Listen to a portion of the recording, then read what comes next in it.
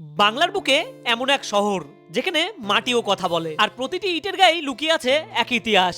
এই শহরের নাম Bishnupur, terracotta heritage of Bengal. তাহলে আপনারাও একদিনের ছুটিতে যাবেন নাকি এই লালমাটির শহরে হেঁটে আসতে? আমরা যেহেতু ছিলাম বাঁকুড়ার কাছে, তাই বাঁকুড়া থেকে আজ সকাল সকাল বেরিয়ে পড়লাম বিষ্ণুপুর যাওয়ার উদ্দেশ্যে। আর আপনারা চাইলে হাওড়া থেকে বাস পথেও আসতে পারেন, আর যদি ট্রেন পথে আসেন সবচেয়ে ভালো ট্রেন রূপসী বাংলা এক্সপ্রেস, যেটা সাঁতরাগাছি থেকে 6টা 30 মিনিটে ছাড়ে। এছাড়াও শালিমার থেকে অরণ্যক এক্সপ্রেসও পেয়ে যাবেন। বাস স্টপ কিংবা স্টেশন সেখান থেকে আপনারা পেয়ে যাবেন সাইট সিন করার জন্য টোটো। ভাড়া পড়বে পার ঘন্টায় 200 টাকা। 3.5 ঘন্টার মধ্যে আপনারা সমস্ত মন্দির কভার করতে পারবেন। আর প্রথমেই যেটা দেখতে পারবেন সেটা হলো রাসমঞ্চ। 25 টাকা করে পার হেড টিকিট প্রাইস নেবে। সেই প্রাইসের মধ্যেই 5টা মন্দির কিন্তু আপনারা দর্শন করতে পারবেন। তার পাশাপাশি কেনাকাটার জন্য অনেক দোকানপাটও পাবেন। জোড়া বাংলা শ্যামরাই মন্দির আরো প্রচুর কিছু দেখার মতো এখানে রয়েছে। তার মধ্যে সবচেয়ে ভালো লাগার যে মন্দিরটি রয়েছে সেটা হলো ছিন্নমস্তার মন্দির। আর এখানে কিন্তু ক্যামেরা অ্যালাউ নেই। আর এটা রয়েছে বড় পাথরের দরজা। তাহলে দেরি কিসের? আপনারাও একদিনের ছুটিতে ঘুরে আসতে পারেন এই বিষ্ণুপুর থেকে।